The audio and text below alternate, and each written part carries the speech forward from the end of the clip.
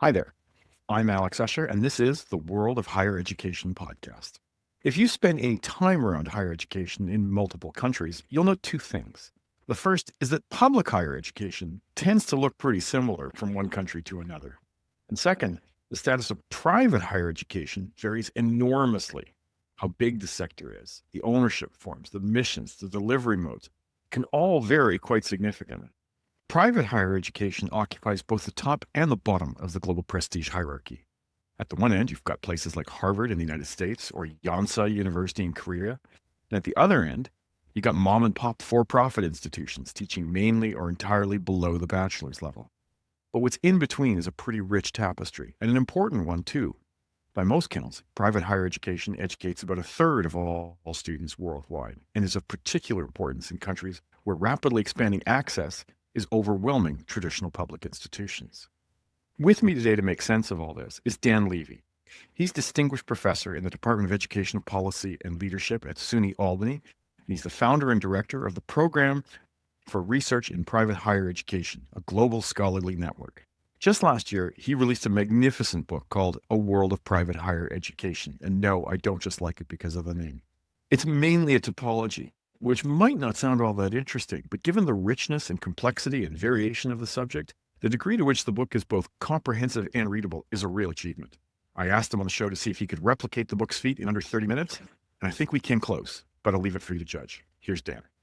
So, Dan, before we get into some of the broader themes of your book, I want to make sure that we're all on the same page about what you mean by private, because that could mean some people use that to talk about privately governed universities, and some of them talk about privately funded universities, and there's a lot of overlap there, but it's not perfect. So, when you talk about private universities, what are you talking about? Yeah, I think that there's ambiguity in a good deal of the world, but certainly in the Anglo world, where there's been so much privateness in what are officially legally public universities.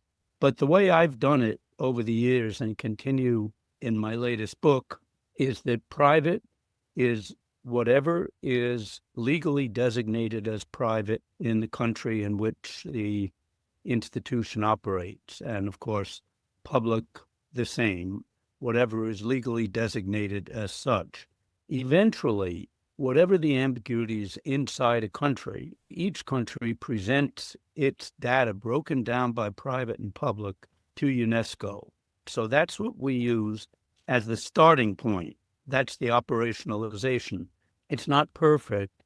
I would just argue that it's at least as good as any other. And then from there, we go to the empirical. I like the word overlap quite a bit because I do think that we find tremendous overlap between what is legally private and what we think of as private, but not always. And the exceptions make for points of contrast. We're always interested in exploring degrees and shapes of privateness, and that becomes more subjective. But we try to start with an objective definition, legally based, generally related to ownership of private and public. So, how big is this sector worldwide? How many students and how many institutions are we talking about? Yeah, it's funny. We don't have as close an estimate on institutions as we do on enrollments, but I think enrollment is the more important indicator anyway. And if we're talking about the total for the world, we're going by the estimates that are made again by UNESCO. And we're talking about for 2024, perhaps 268 million. They don't give an estimate that updated for what the private share would be.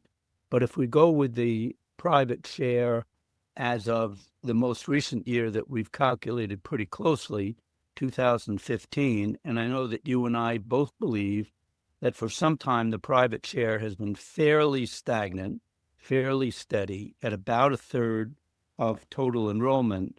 We're probably at a good 85 million students in private institutions. The only estimate that I know of, or the major one, for the number of institutions comes from, again, UNESCO with the IAU, International Association of Universities, and that's about 21,000. But that figure strikes me as extraordinarily low. You could get that high, depending upon the accountant, how you count institutions, from only India alone. Well, listen, your book is essentially, I guess, it's about how private higher education isn't a single phenomenon. You have a useful three-part topology of private institutions, and it's adapted slightly from the one that you created almost 40 years ago when you were studying Latin American higher education. I want to go through those three types one by one. And the first type that you talk about is identity-based private higher education. What does that term mean? What kind of institutions fall into this category? The identity institution is an institution which is primarily devoted in its mission and operation to promoting the identity or preserving the identity of a group. This is a social group, and by far the most common example, both today and throughout history, has been religion. So the religious type here is overwhelming. But we do see examples of private institutions that have a similar purpose for gender, particularly for women, particularly when they were excluded from public universities, and also for different ethnic groups. What I do make is a distinction to be technically an identity institution. The written mission, official mission of the institution has to make identity a very notable pursuit, at least as notable as any other pursuit. So it could be religion along with academic, but many institutions over the years, many identity institutions lose their identity and become what I would call group-related institutions or group-intensive institutions, but not quite identity. And then for these identity institutions, of course, I'm defining them as private, but they do have prominent public cousins all over the world. Certainly in Canada, there's a lot of our universities in Canada started out as religious institutions and more or less stopped being them when they took public money in the 1950s and early 1960s. I assume there's a lot of that around the world, of that kind of shift. Quite a bit. And the United States, and people don't even realize, many of the Ivy institutions were religious institutions at the beginning, and could argue whether they were quite identity institutions or not. But the point is yours, that religion was a very big element in what eventually evolved into either just secular private institutions, as in the United States, or into public institutions. The second subsector that you talk about are, I think you use the term elite or semi-elite. And I guess elite, you obviously mean places like Harvard and MIT in the US, or Waseda or Keio in Japan. But those are fairly rare, right? So I guess that's why you include the semi-elite as well. Who's in that group? Who is semi? Yeah, the semi-elite is, I have elite as the subsector of private higher education, but empirically, as you say, it is almost always what I call semi-elite. And I make a fairly simple distinction here. Elite is a reserve for internationally elite. And as you say, extremely rare. Some examples in Japan, but the only country that has and has had a good deal of truly internationally elite private higher education is the United States. It's part of the exceptionalism of U.S. history and reality. There's one other country in the world, interestingly enough, that has gotten to where it has a set of world-class, so truly internationally elite private universities equal to its public universities, and that's South Korea. But only the United States has a decided private lead on the elite. And after you get past the United States, get past South Korea, you have only very few examples. Right. And then the third sector or subsector is what you call demand absorbing institutions. Now I got the impression reading it was mostly a residual category. It's whatever's not elite and whatever's not identity. And it includes a lot of for-profit, but it's not entirely for-profit. In fact, a lot of it would be not-for-profit. So where does that term demand absorbing come from? And what does this subsector include? Yes. And so let me clarify, because there is a distinction between the work on Latin America 40 years ago and what I'm using now. The term of demand absorbing came from the fact that, particularly in studying the developing world, and Latin America was out in front for the developing world, in massifying within mostly the public sector. But then when the demand for higher education was even much greater than the fast expanding public sector could absorb or would absorb, even as expenditures rose, governments in general were unwilling to refuse the demand, but neither did they feel they could pay for it or did they wish to pay for it to the full extent. And so they became permissive about allowing private institutions to rise up. These were demand absorbers. They generally didn't have all that much mission, religious or academic pretensions, but they would give at least some kind of credential, and they would at least take in students, whether they would graduate them or not. But over the years, I made demand absorbing only a type within a wider subsector, which I call non-elite, which still fits your characterization that it is something of a leftover. It is not academically oriented nor identity oriented. But I realized that a good deal of the non-elite higher education is not truly demand absorbing. Even if it once was, eventually demand in many countries ceased to be that great. And a lot of institutions were just kind of, if I might say, blah institutions or meh or mediocre institutions. They were taking in students, yeah, but they needed to do something more than that. And so what I find that on the more positive side of this are institutions that may be non-elite in their characteristics, but they are distinctly job-oriented, however successfully or not. That's principally what defines how they try to construct themselves. And here I think there's a particular affinity for-profit form. But on the other hand, many of the legally nonprofit institutions worldwide are behaviorally look a lot like the for-profits. That's another topic unto itself. But I do think that for-profit and for-profit-like behavior are especially common in the non-elite sector. Okay, Dan, we talked about institutional types, and I know those three or subsectors, and I know those three subsectors are present pretty much throughout the world, but they're lumpy. They're not evenly distributed, and you do get regional patterns. Latin America, as you said, is one pattern. I think you've got others in Africa and Asia and the Gulf. What can you tell us about those regional patterns? Okay, I do, even early in the book, in the second chapter, I do regional overviews so that before we get too deeply in the weeds on types and sectors and all, we can try to give some general characterization of regions. But I would say this, and it's thematic to the book.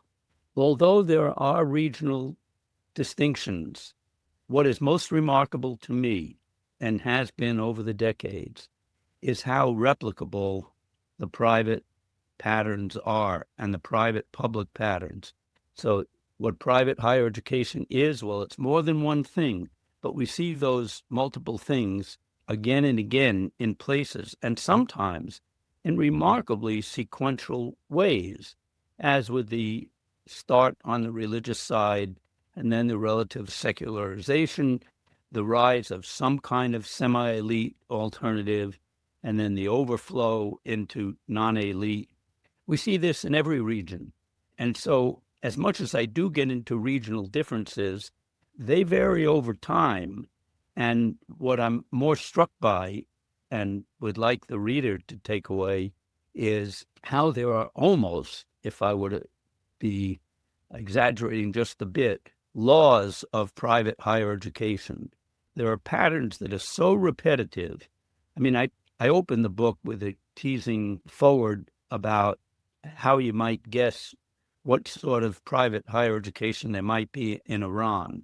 And my argument is that if you knew nothing about Iran politically or economically, or in terms of theocracy, and all you knew was global private higher education, you would guess right more of the features that are found in Iran than if you were the greatest expert on the political economy but didn't know private higher education elsewhere.